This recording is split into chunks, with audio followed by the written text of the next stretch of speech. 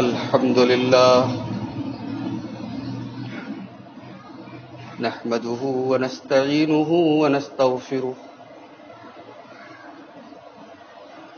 ونعوذ بالله من شرور أنفسنا ومن سيئات أعمالنا من يهده الله فلا مضل له ومن يضلل فلا هادي له وأشهد أن لا إله إلا الله وحده لا شريك له وأشهد أن محمدا عبده ورسوله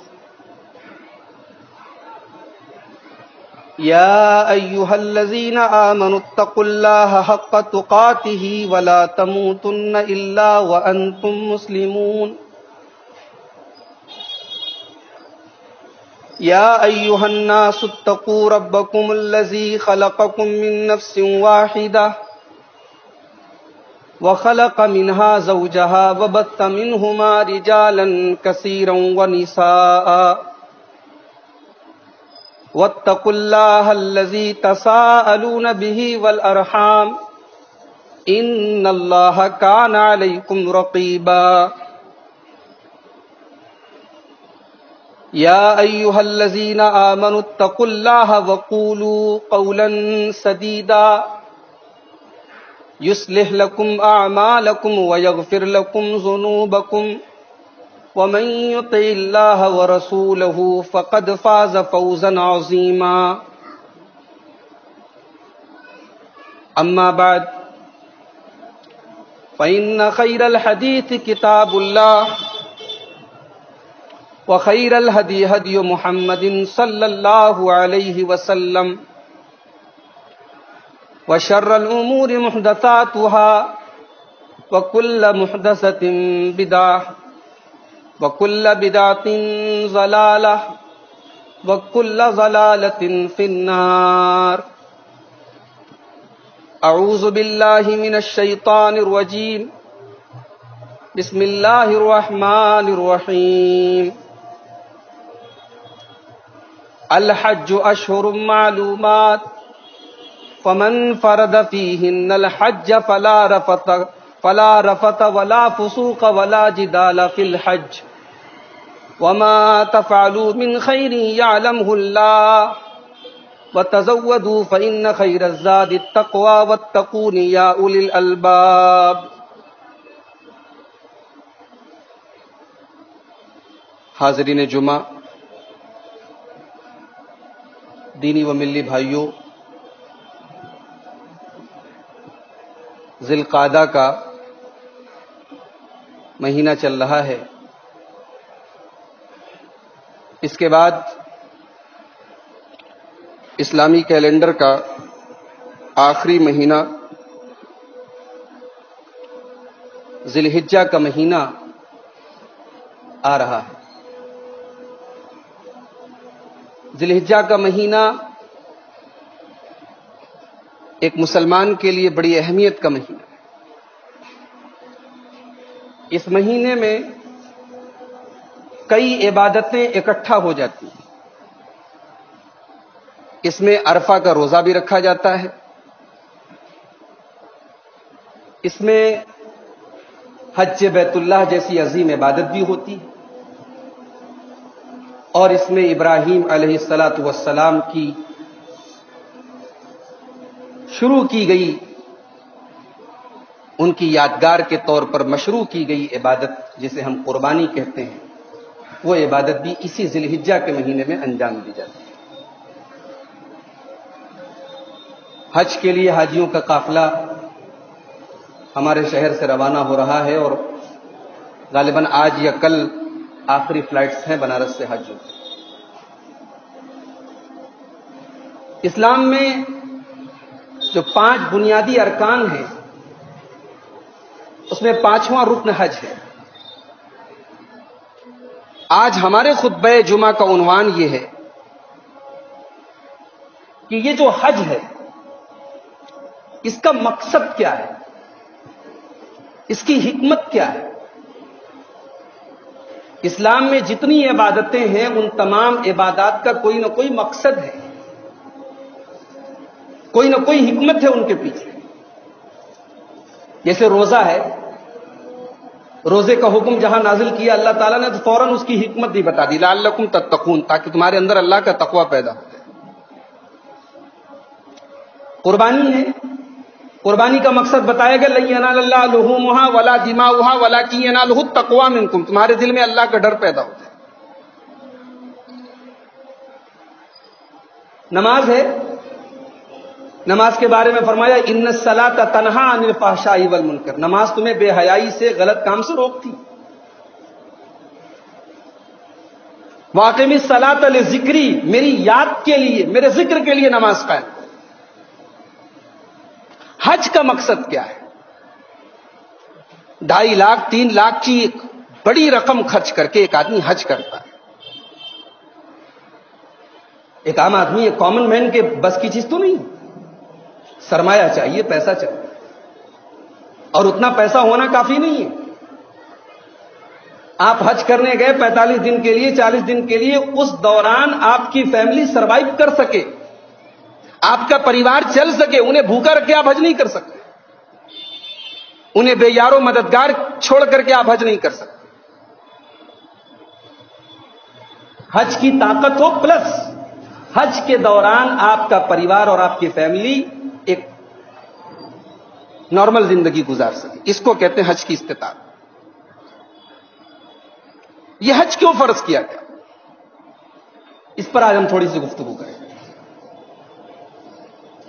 دیکھیے، حج بیت اللہ میں جو سب سے پہلا سبق ہمیں اور آپ کو ملتا ہے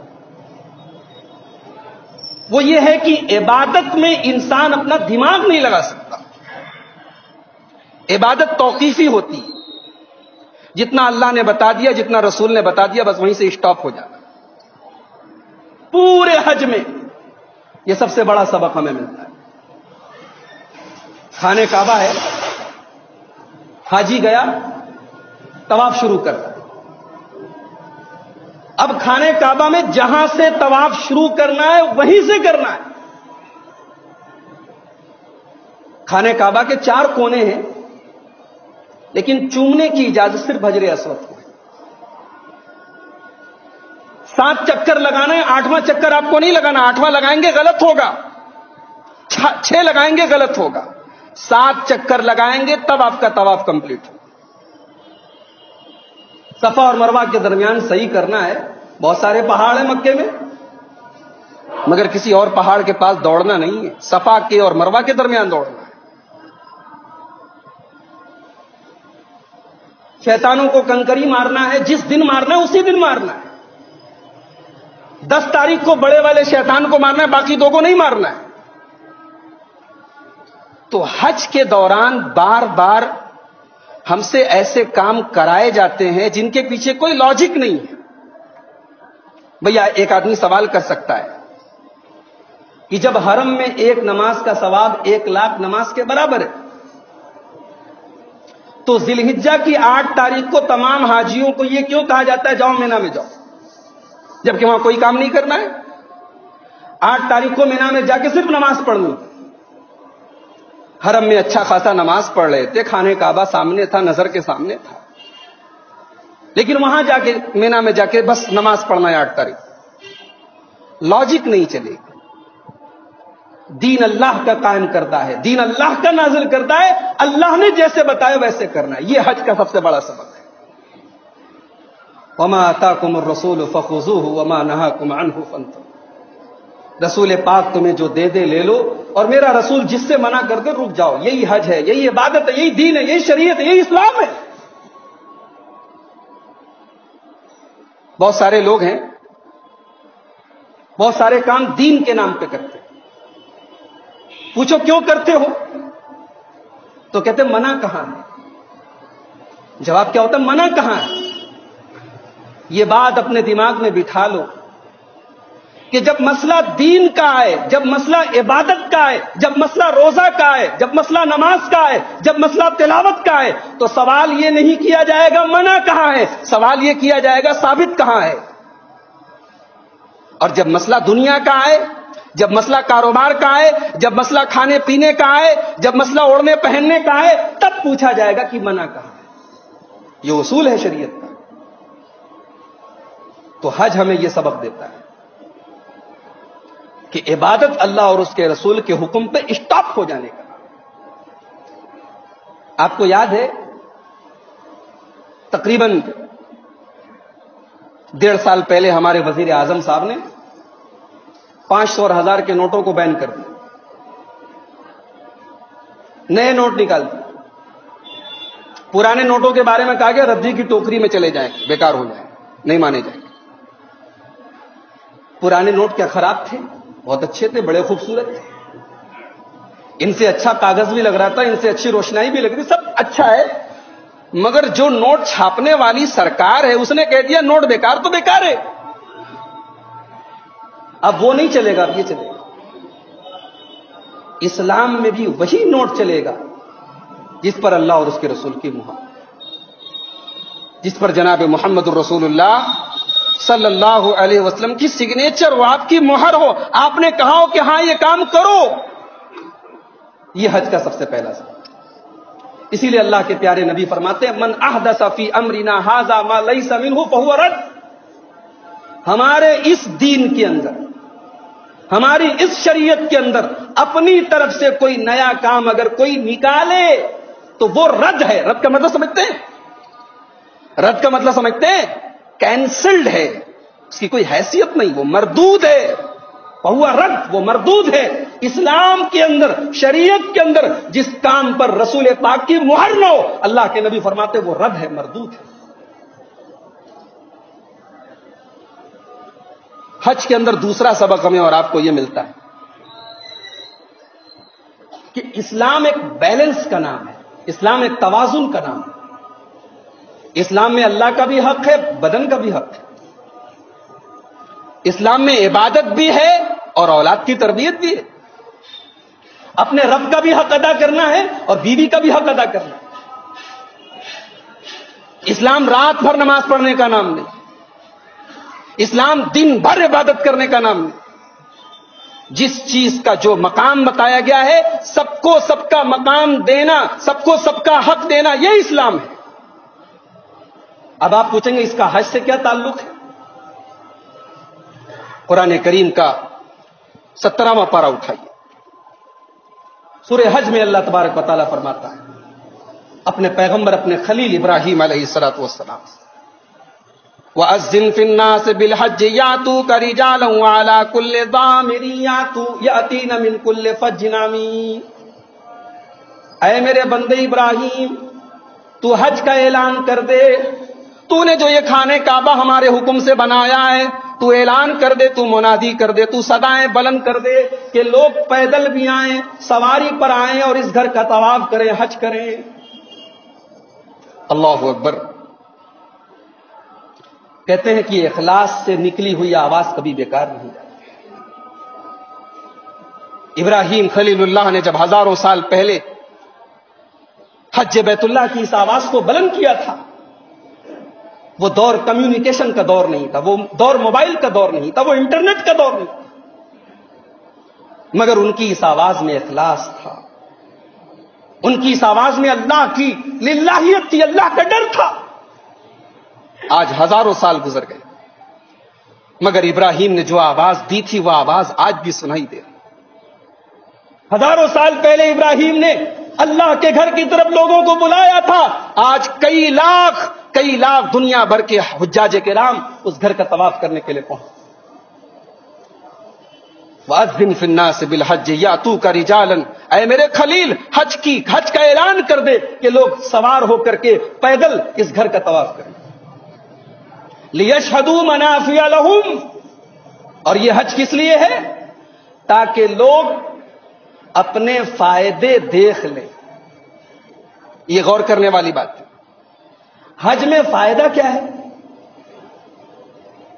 ایک فائدہ تو دین کا فائدہ ہے، ایک فائدہ تو روح کا فائدہ ہے کہ بھئی آدمی جب خانہ کعبہ کو دیکھتا ہے تو اللہ پر ایمان اور بڑھ جاتا ہے، جب حجر اسود کو دیکھتا ہے، جب غار حرا کو دیکھتا ہے، جب نبی پاک کی مسجد کو دیکھتا ہے، جب صحابہ کرام کی قبروں کو دیکھتا ہے، جب ان آثار کو دیکھتا ہے جہاں نبی پاک صلی اللہ علیہ وسلم تھے، تو ایک مومن کا ایمان اور بڑھ جاتا ہے۔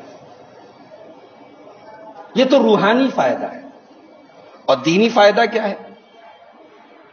یہ لاکھوں لوگوں کی روزی روٹی جڑی ہے اس حج سے، لاکھوں لوگوں کا پریوار چل رہا ہے اس حج سے، ان کا کاروبار، وہ حاجیوں کو جو کھلاتے ہیں، جو پلاتے، کتنے ہوٹل سے، کتنے ریسٹورنٹ سے، اگر آپ غور کریں تو ایک چین بنی ہوئی ہے، لاکھوں لوگوں کا روزگار جڑا ہے اس حج سے۔ یہ حج کا دنیاوی فائدہ ہے۔ لِيَشْهَدُوا مَنَافِعَ لَهُمْ، یہ حج کا اعلان کر دو تاکہ لوگ اپنا فائدہ دیکھ لیں، اپنا فائدہ حاصل کر لیں۔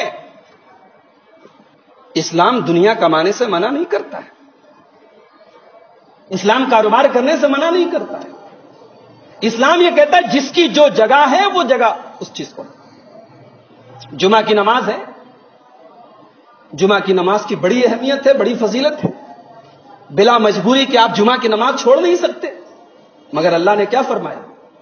ایک طرف فرمایا اذا نودی للصلاۃ من یوم الجمعۃ فاسعوا الی ذکر اللہ، جب جمعہ کی اذان ہو جائے، جمعہ کا اعلان ہو جائے، فوراً مسجد کی طرف بھاگو۔ اور آگے کیا فرمایا؟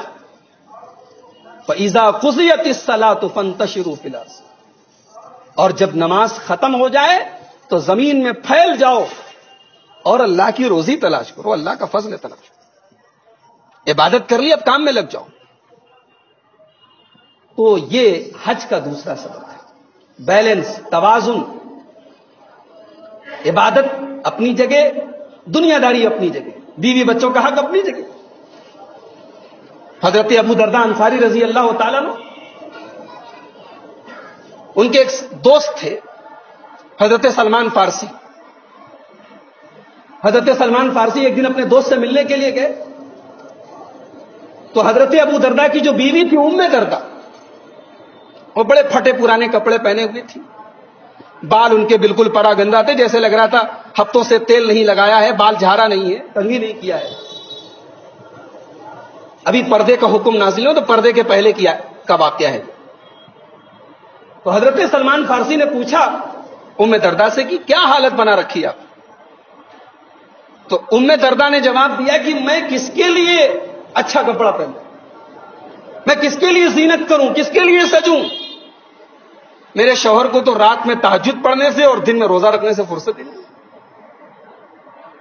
سلمان فارسی سمجھ گئے کہ کیا معاملہ ہے۔ جب ابو درداء انصاری آئے گھر پہ، بڑے دنوں کے بعد دوستوں کی ملاقات ہوئی تھی، گلے ولے ملے، تو حضرت ابو درداء نے کھانا لائے کہ لائی بھائی کھانا کھا لیجیے۔ حضرت سلمان فارسی نے کہا کہ آپ کو بھی کھانا پڑے گا۔ بولے نہیں میں روزہ ہوں۔ بولے روزہ توڑنا پڑے گا، نفل روزہ تھا، روزہ توڑوایا، ساتھ میں کھانا کھلوایا۔ یہ دونوں دوست اپنا بات چیت کرتے رہے، رات ہو گئی۔ عشاء کی نماز کے بعد تھوڑی دیر کے بعد حضرت ابو درداء کھڑے ہو کے تہجد پڑھنے جانے لگے، ارادہ کیا انہوں نے تہجد پڑھنے کا۔ حضرت سلمان فارسی نے کہا رک جائیے، ابھی مت پڑھیں، ابھی تھوڑا آرام کر لیجیے۔ جب آدھی رات ہو گئی پھر حضرت ابو درداء اٹھے تہجد پڑھنے کے لیے۔ حضرت سلمان فارسی نے کہا ابھی تھوڑی دیر آرام کر۔ جب رات کا آخری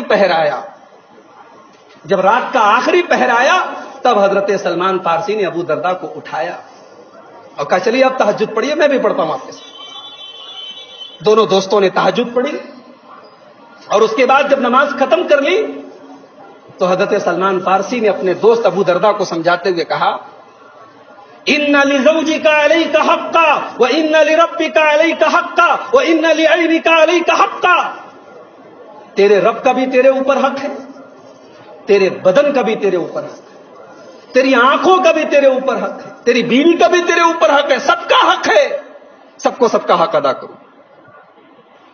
حضرت سلمان فارسی رضی اللہ تعالیٰ عنہ نے یہ بات جب کہی حضرت ابو درداء سے تو حضرت ابو درداء نے یہ بات فجر کی نماز میں جب اللہ کے رسول صلی اللہ علیہ وسلم کے پاس آئے تو اللہ کے رسول سے یہ بات بتائی کہ اللہ کے نبی آج میرے ساتھ ایسا ایسا۔ اللہ کے نبی نے فرمایا صدق سلمان فارسی نے بالکل صحیح کہا۔ تو میرے بھائیوں حج ہمیں توازن سکھا، حج ہمیں یہ بتاتا ہے کہ اسلام بال بچوں کو چھوڑ کر کے، گھر پریوار کو چھوڑ کر کے پہاڑوں میں جا کے بسنے کا نام نہیں، اسی سوسائٹی میں رہنا ہے، پریوار کے ساتھ رہنا ہے، کاروبار کرنا ہے، بزنس کرنا ہے، پیسے کمانا ہے، اور شریعت کے اصولوں کو ماننا بھی۔ اور حج کا تیسرا سبب لاکھوں کا مجمع ہے، کوئی افریقہ کا کالا ہے، کوئی امریکہ کا گورا ہے، کوئی اردو بول رہا ہے، کوئی فارسی بول رہا ہے، کوئی عربی بول رہا ہے، کوئی چائنیز بول رہا ہے، کوئی لمبا ہے، کوئی ناٹا ہے، زبانیں الگ ہیں، رنگ الگ ہیں، وطن الگ ہے، قد کاٹھی الگ ہے، مگر زبان پہ ایک آواز ہے، لبیک اللہم لبیک لبیک لا شریک لک لبیک۔ حج انسانی مساوات کا، انسانی برابری کا، انسانی سمانتا کا، انسانی ایکویلٹی کا ایک عظیم مظہر ہے میرے بھائی۔ آج بھی جب لاکھوں کا مجمع عرفات کے میدان میں کھڑے ہو کر اپنے رب کی توحید کی آواز بلند کرتا ہے تو 1400 سال پہلے محمد عربی صلی اللہ علیہ وسلم کا وہ خطبہ یاد آ جاتا ہے جو آپ نے اسی عرفات کے میدان میں اپنی اونٹنی پر بیٹھ کے دیا تھا، اور آپ نے اپنی اونٹنی پر اپنے اس خطبے میں، جس کو خطبہ حجۃ الوداع کہا جاتا ہے، آپ نے کہا تھا ایھا الناس ان اباکم واحد، اے لوگوں تم ایک باپ کی اولاد، لا فضل لعربی علی عجمی ولا لعجمی علی عربی، کسی عرب کے رہنے والے کو کسی غیر عرب کے اوپر کوئی فضیلت نہیں، کسی غیر عرب کو کسی عرب پر کوئی فضیلت نہیں، کسی گورے کو کسی کالے پر کوئی فضیلت نہیں، کسی کالے کو کسی گورے پر کوئی فضیلت نہیں، الا بالتقوی، ہاں اگر اسلام میں فضیلت ہے تو تقوی ہے۔ یہ انسانی مساوات ہے، یہ انسانی برابری ہے جو حج کے موقع پر جس کا سبق ہمیں اور آپ کو ملتا ہے۔ اور علامہ اقبال نے بڑی سچی تصویر کشی، ایک ہی صف میں کھڑے ہو گئے محمود و ایاز، محمود غزنوی بادشاہ تھا، ایاز اس کا غلام تھا۔ علامہ اقبال کہتے ہیں ایک ہی صف میں کھڑے ہو گئے محمود و ایاز، نہ کوئی بندہ رہا نہ کوئی بندہ نواز، بندو صاحبو محتاج و غنی ایک ہوئے، تیری سرکار نے پہنچے تو سبھی ایک۔ حج مساوات سکھاتا ہے، اور حج ہمیں ایک اور سبق دیتا ہے، وہ سبق یہ ہے کہ ہم حج کے اس موقع پر دنیا کے لاکھوں انسان الگ الگ کمیونٹی سے، الگ الگ وطن سے، الگ الگ برادری سے، الگ الگ رنگ و نسل کے جمع ہو کے اللہ کی توحید کی آواز کو بلند کر رہے ہیں، گویا وہ یہ بتا رہے ہیں کہ ہماری زندگی کا مقصد کیا ہے، میری زندگی کا مقصد تیرے بھی کی سرفراز، قل ان صلاتی و نسکی و محیایا و مماتی للہ رب العالمین، میرا جینا، میرا مرنا، میرا روزہ، میری نماز، میری عبادت، میری قربانی سب اللہ کے لیے۔ یہی آواز ہے جو کبھی لبیک کی شکل میں گونجتی ہے، یہی آواز ہے جو خانہ کعبہ کا طواف کرتے ہوئے ربنا آتنا فی الدنیا کی شکل میں گونجتی ہے، یہی آواز ہے جو صفا کی پہاڑی پر لا الہ الا اللہ وحدہ لا شریک لہ کی شکل میں گزرتی ہے، یہی آواز ہے جو شیطان کو کنکری مارتے ہوئے اللہ اکبر کی شکل میں گونجتی ہے کہ اللہ ہی ہمارا رب ہے اور ہم اس کے بندے، اس کے غلام ہیں۔ حج ایک سبق ہمیں اور دیتا ہے، لاکھوں کا مجمع جب جمع ہوتا ہے حج کے موقع پر تو ایک رشتہ سامنے آتا ہے، یہ وہ رشتہ ہے جو تمام رشتوں سے بڑا رشتہ ہے، یہ ایمان کا رشتہ ہے۔ انما المؤمنون اخوہ، ایمان والے آپس میں ایک دوسرے کے بھائی۔ حج کے موقع پر جب آدمی عرفات کے میدان میں لاکھوں لوگوں کو دیکھتا ہے کہ ایک ہی احرام ہے، ایک ہی کپڑا ہے اور ایک ہی آواز ہے، ایک ہی نعرہ، ایک ہی مقصد، ایک ہی سب کچھ ہے، تو ایک اسلامی بھائی چارے کی آواز وہاں سے بلند ہوتی ہے۔ اور یہ وہ بھائی چارہ ہے جس سے بڑا دنیا میں کوئی رشتہ نہیں، دنیا کے سارے رشتے قربان ہیں اس رشتے کے اوپر۔ یہ وہ رشتہ ہے جس نے مدینہ کے انصاریوں کو اور مکہ کے مہاجرین کو ایک دوسرے کا بھائی بھائی بنایا۔ یہ وہ رشتہ ہے جس نے ایران کے رہنے والے سلمان فارسی کو، جس نے حبشہ کے رہنے والے بلال حبشی کو، جس نے روم کے رہنے والے صہیب رومی کو صحابہ کرام کی صفوں کا سپاہی بنایا تھا۔ دنیا کا سب سے بڑا رشتہ ایمان کا رشتہ، اسی لیے اللہ کے پیارے نبی جناب محمد الرسول اللہ صلی اللہ علیہ وسلم اسی رشتے کی یاد دلاتے ہوئے ہمیں اور آپ سے کہتے ہیں، لا تحاسدوا ولا تباغضوا ولا تدابروا وكونوا عباد اللہ اخوانا۔ اے میرے امتیوں، اے میرا کلمہ پڑھنے والوں، اے میری امت سے اپنا رشتہ جوڑنے والوں، جب اسلام کے اندر آ گئے تو اب ایک دوسرے سے حسد نہیں کرنا، ایک دوسرے سے نفرت نہیں کرنا، ایک دوسرے کے پیچھے نہیں پڑنا، ایک دوسرے سے دشمنی مت رکھنا، وَكُونُوا عِبَادَ اللَّهِ إِخْوَانًا، ایک دوسرے کے بھائی بن کے رہنا۔ حج کے موقع پر ایک دوسرے سے جان پہچان کا موقع ملتا ہے، جس کو ہم نے کبھی نہیں دیکھا، جن ملکوں اور جن کنٹریز کے لوگوں سے کبھی ہمارا واسطہ نہیں پڑا، وہاں ان سے واسطہ پڑتا ہے۔ وہاں برداشت کرنا، ایک دوسرے کو برداشت کرنے کی چھمتا پیدا ہوتی ہے، انسان کے نفس کی تربیت ہوتی ہے کہ کیسے طرح طرح کے ملکوں کے، طرح طرح کی زبانوں کے لوگوں کے ساتھ کیسے گھل مل کے رہا جائے۔ اللہ نے قرآن میں فرمایا سورہ حجرات کے اندر، یا ایھا الناس انا خلقناکم من ذکر و انثی، اے انسانوں میں نے تمہیں ایک مرد اور ایک عورت سے پیدا کیا، وجعلناکم شعوبا وقبائل، ہم نے تمہارے قبیلے الگ بنائے، تمہارے خاندان الگ بنائے، لتعارفوا، تاکہ تم ایک دوسرے سے جان پہچان کرو، ایک دوسرے سے انٹروڈیوس ہو جاؤ، ایک دوسرے سے تعارف کر لو۔ حج کا یہ موقع بڑا بہترین موقع ہے ایک دوسرے سے تعارف۔ اور اللہ کے پیارے نبی صلی اللہ علیہ وسلم حدیث میں فرماتے ہیں، الارواح جنود المجندہ، الارواح جنود المجندہ، انسان دنیا میں آیا ہے، دنیا میں آنے کے پہلے جب انسان کی روح تھی، عالم ارواح میں جب انسان کی روح تھی، تو اللہ کے نبی فرماتے ہیں کہ روحیں آپس میں گروپ کی شکل میں بنا دی۔ الارواح جنود المجندہ، انسانوں کی روحیں جھنڈ کی شکل میں، گروپ کی شکل میں، جماعت کی شکل میں، ٹولی کی شکل میں عالم ارواحی میں بنا دی گئی۔ فما تعارف منها ائتلف، اللہ کے نبی فرماتے ہیں کہ اس دنیا میں، عالم ارواح میں، جن کی روحیں آپس میں ایک دوسرے کو پہچانتی تھی، وہ دنیا میں بھی گھل مل کے رہتی۔ دنیا میں بھی آپ دیکھیے، نمازی کو نمازی اچھا لگتا ہے، شرابی کو شرابی اچھا لگتا ہے، زانی کو زانی اچھا لگتا ہے، بے ایمان کو بے ایمان اچھا لگتا ہے، ایماندار کو ایماندار اچھا لگتا ہے۔ کہتا ہے نا، جیسی روح ویسے فرشتے، یہ کہاوت، جیسی روح ویسے فرشتے۔ کیا مطلب؟ انسان جیسا ہوتا ہے ویسے ہی لوگوں کو وہ پسند کرتا ہے۔ تو حج کا موقع یہ ایک دوسرے سے جان پہچان اور تعارف کا موقع۔ حج کے ذریعے ایک اور مقصد ہمیں اور آپ کو حاصل ہوتا ہے، حج ہمیں اخلاق سکھاتا ہے۔ احرام کی حالت میں آپ ہیں، کسی کو تکلیف نہیں پہنچا سکتے۔ کتنے بے وقوف، کتنے نادان ہیں وہ لوگ جو حجر اسود کو چومنے کے لیے دھکے دیتے حرم میں، میں نے اپنی آنکھوں سے دیکھا۔ حجر اسود کو چومنا نبی پاک کی سنت ہے، اور مسلمان کو تکلیف دینا حرام ہے، اور حرم کے اندر تکلیف دینا یہ ڈبل حرام ہے، اور احرام کی حالت میں تکلیف دینا یہ ٹریپل حرام ہے، حرام در حرام ہے۔ کتنا بڑا گناہ ہے۔ ایک سنت کو پانے کے لیے انسان حرم کے اندر احرام کی حالت میں گناہ کا کام کرے۔ حج خالی طواف کرنے کا نام نہیں ہے میرے بھائی، حج اخلاق سکھاتا ہے۔ اگر حج کر کے کوئی آئے اور اس کے اخلاق میں سدھار نہیں ہے، اس کے کردار میں کوئی چینجنگ نہیں ہوئی، اس کی بات چیت میں کوئی فرق نہیں آیا، اس کا مطلب کہ اس کا حج اللہ کی بارگاہ میں قبول نہیں۔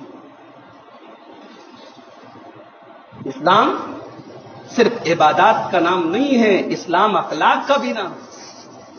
اللہ کے پیارے نبی فرماتے ہیں، ان من خیارکم احسنکم اخلاقا، سب سے بہترین انسان وہ ہے، سب سے اچھا انسان وہ ہے جس کے اخلاق سب سے اچھے۔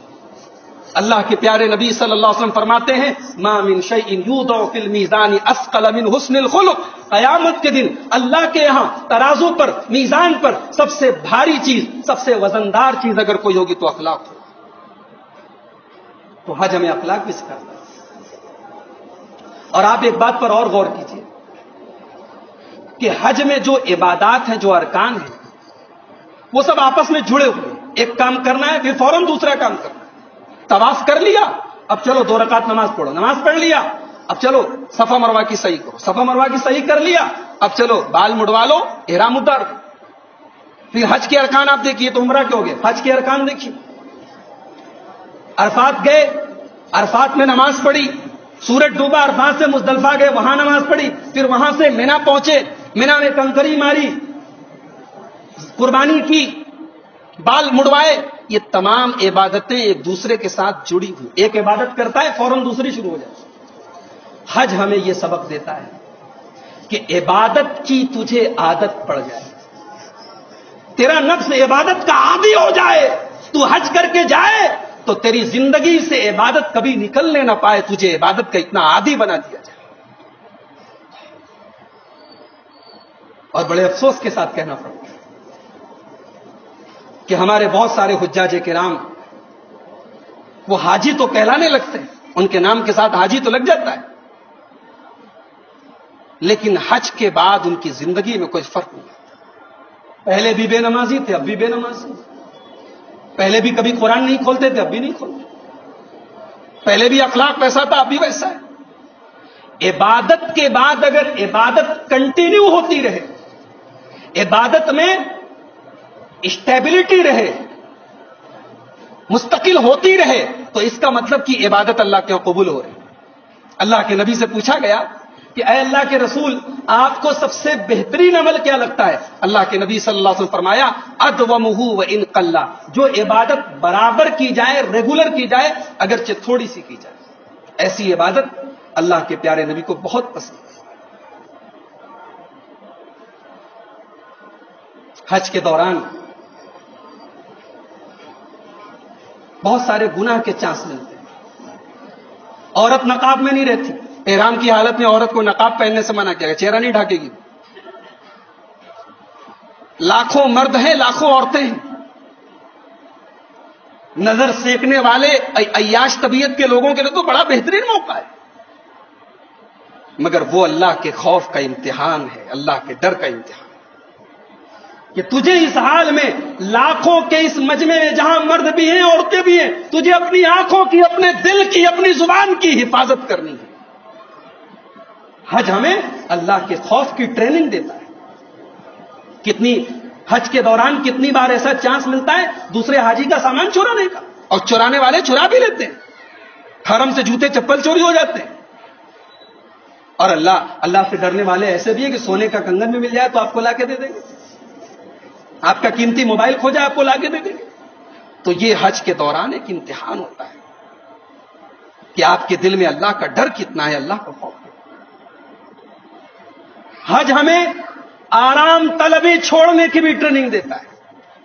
بڑے بڑے کروڑ پتی، ارب پتی، جن کے بدن پہ کبھی معمولی کپڑے نہیں آتے، ان کو بھی احرام کی سفید چادر پہننی پڑتی.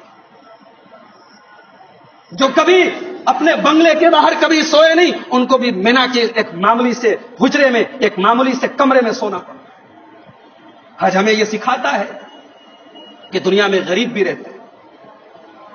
آپ کروڑ پتی، آپ ارب پتی، آپ بادشاہ ہیں اپنے ملک کے، مگر یہاں آپ کو نارمل لائف گزارنی ہے. حج ہمیں زندگی کی سختیوں سے واقف کراتا ہے. اپنے گھر میں مرغن غذائیں کھانے والے وہاں ان کو جیسا کھانا ملا ویسا کھانا پڑتا ہے. قناعت سکھاتا ہے حج ہمیں. حج ہمیں اللہ کے ذکر، زندگی کے ہر حال میں، زندگی کے ہر موڑ پر اللہ کو یاد کرتے رہنے کی ٹریننگ دیتا ہے.